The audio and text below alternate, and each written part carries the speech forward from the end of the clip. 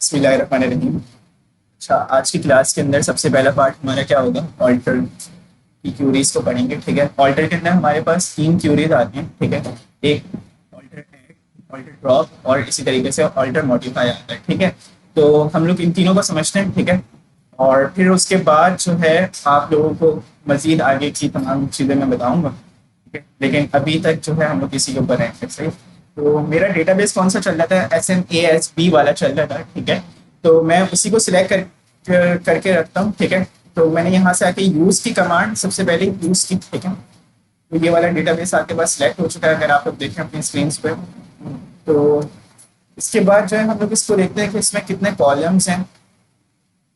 तो मेरे पास ID, name, email, contact और सैलरी है। ठीक है, अब मेरा जो है कहते हैं मानना ये है कि अभी तक अगर आप लोगों से बोला जाए कि इसमें मजीद कॉलम ऐड कर दें, आप लोग क्या करोगे? एक न्यू टेबल बनाओगे या इस टेबल को डिलीट करो, ऐसे ही करोगे ना। ठीक है, तो एक क्यूरी होती है हमारे पास कि इसी के अंदर एक और मजीद कॉलम भी हम लोग ऐड कर सकते हैं। आज उसको पढ़ेंगे। ठीक है, तो वो कैसे होता है? वो होता है हमारे पास ऑल्ट्रेशन से। किससे होता है? ऑल्ट्रेशन से होता है। ऑल्ट्रेशन का सबसे पहला पार्ट होता है ऑल्टर ऐड। क्या होता है? Alter add.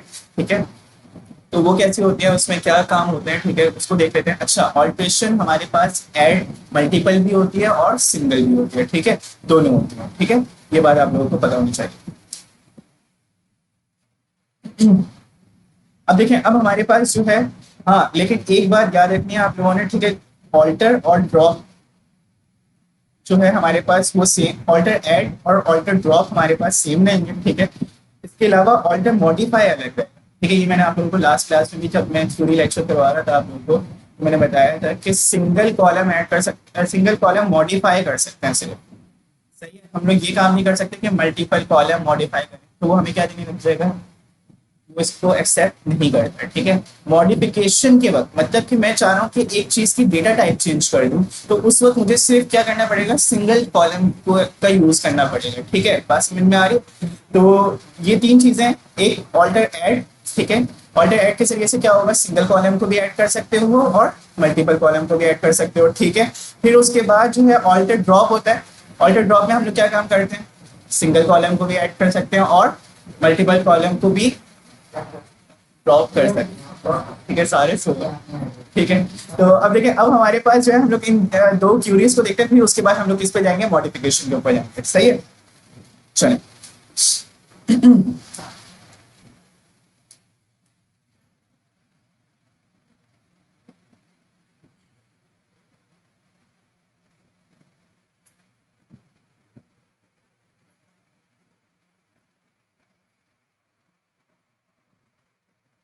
मैं एक न्यू फाइल बना लेता हूँ। ठीक है, और यहाँ से आके हम लोग इस फाइल का नाम रख लेंगे बाद में। ठीक है, फिर मैं आप लोगों को गिटहब पे दे भी दूंगा फाइल। सही है। अच्छा, अब देखें, अब हमारे पास हम लोगों ने सबसे पहले ये काम कर लेते हैं, सिलेक्ट ऑल फ्रॉम इन। ठीक है, मैंने ये क्यूरी लिखी और इसको मैंने क्या कर दिया? एग्जीक्यूट किया। तो आप लोग देखें मेरे पास जो है सैलरी तक का कॉलम है। ठीक है, आगे कोई भी कॉलम नहीं है। मैं चाह रहा हूँ कि इसमें जो है एड्रेस का कॉलम ऐड हो जाए। ठीक है, तो उसके लिए हम लोग क्या करेंगे? सबसे पहले लिखेंगे ऑल्टर। अब ऑल्टर कहाँ पे करवाना है? डेटाबेस में करवाना है? नहीं, टेबल में करवाना है ना। तो मैं यहाँ पे आया, ऑल्टर टेबल लिखा और फिर उसके बाद इन। ठीक है, क्या लिख दिया? इनको। अब क्या करवाना है? अब हम लोगों ने ऐड करवाना है ना। आप चाहो तो ऐड आगे भी लिख सकते हो, लेकिन मैं आप लोगों को एक चंक्स में जो है काम को इस वजह से कर रहा हूँ ताकि आप लोगों को समझ में आ जाए। ठीक है, यहाँ पे आके हम लोग ऐड लिखेंगे। ठीक है, और ऐड लिखने के बाद आप लोग उस कॉलम का नाम लिखोगे जो आप ऐड करवाना चाहते हो। ठीक है, तो मैं कौन से कॉलम ऐड करवाना चाह रहा था?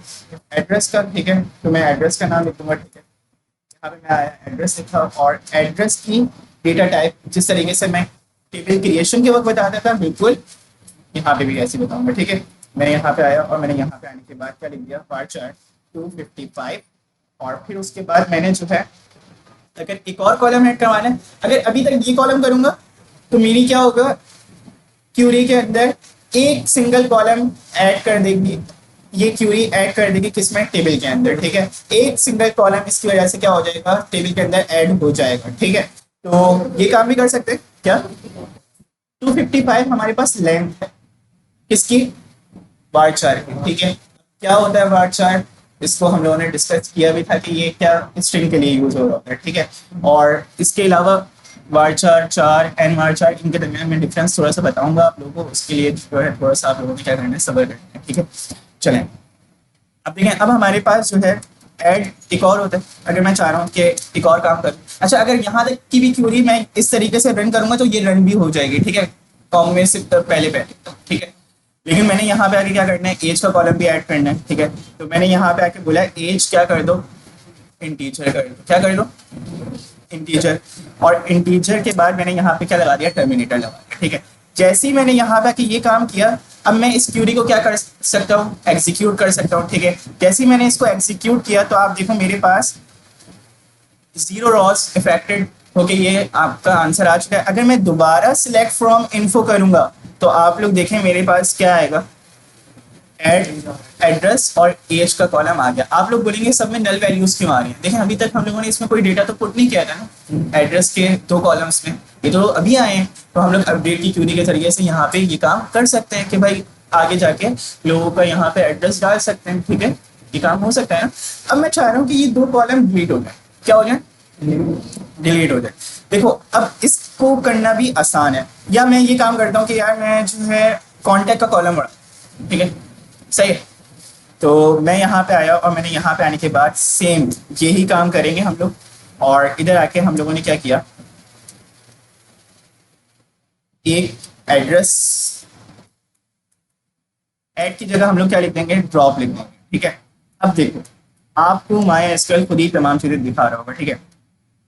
यहाँ पे एरर आ रहा है, एरर क्यों आ रहा है, देखो जब हम लोग ऐड कर रहे हैं ना कोई चीज तो हमें उस चीज की डेटा टाइप भी बतानी है, बस समझ में आ रही है। लेकिन ड्रॉप करते वक्त तो हमारे टेबल को पहले ही बताया ना इसकी डेटा टाइप क्या है, ठीक है। तो इस वजह से डेटा टाइप ड्रॉप के वक्त बताने की जरूरत नहीं है, ठीक है, बात समझ में आ रही है।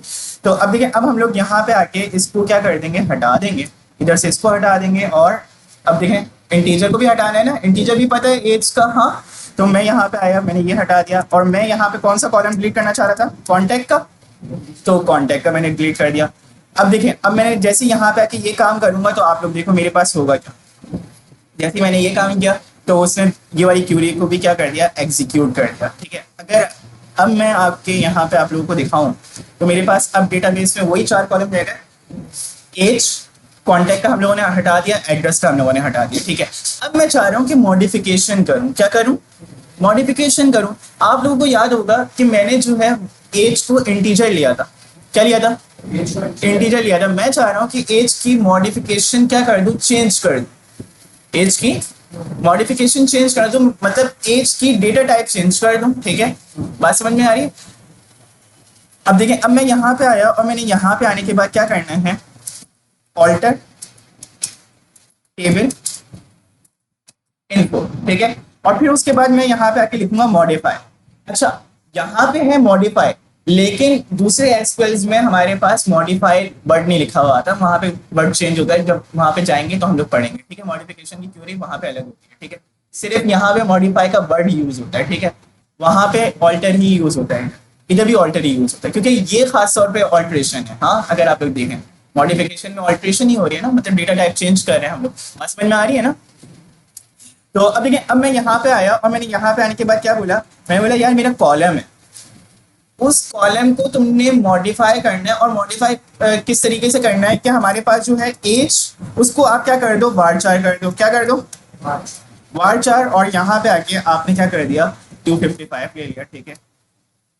अब इधर आके देखें, अब देखो ड्रॉप के अंदर हम लोगों ने डेटा टाइप बताई थी नहीं, ठीक है, वो पहले से टेबल को पता थी। अब मैं डेटा टाइप चेंज करने जा रहा हूँ तो मुझे दूसरी डेटा टाइप भी तो बतानी पड़ेगी ना जिसमें मैं चेंज कर रहा हूँ, हाँ, कि भाई मैं इस चीज को टारगेट कर रहा हूँ, मेरा ये एक गोल है, ठीक है, मैं इस जगह पे जाना चाह रहा हूँ, इस जगह पे अपनी डेटा टाइप को क्या करना चाह रहा हूँ, चेंज करना चाह रहा हूँ, ठीक है।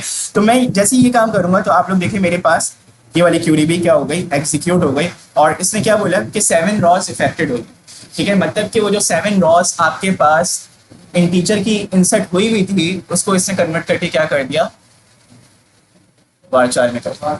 अब आप बोलेंगे इसमें तो डेटा था ही नहीं, देखो उसमें डेटा हो या ना हो, लेकिन हमारे पास जब वो कॉलम बना तो उस वो रॉस के हिसाब से तो बनेगा ना, कितनी रॉज होंगी इसके डेटाबेस में, और डेटाबेस में कितनी रॉज थी, 7, ठीक है।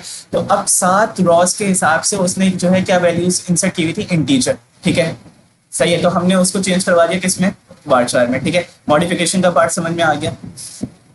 अब इस लेक्चर को यहाँ पे कंप्लीट करते हैं, ये ऑल्ट्रेशन का पार्ट कंप्लीट।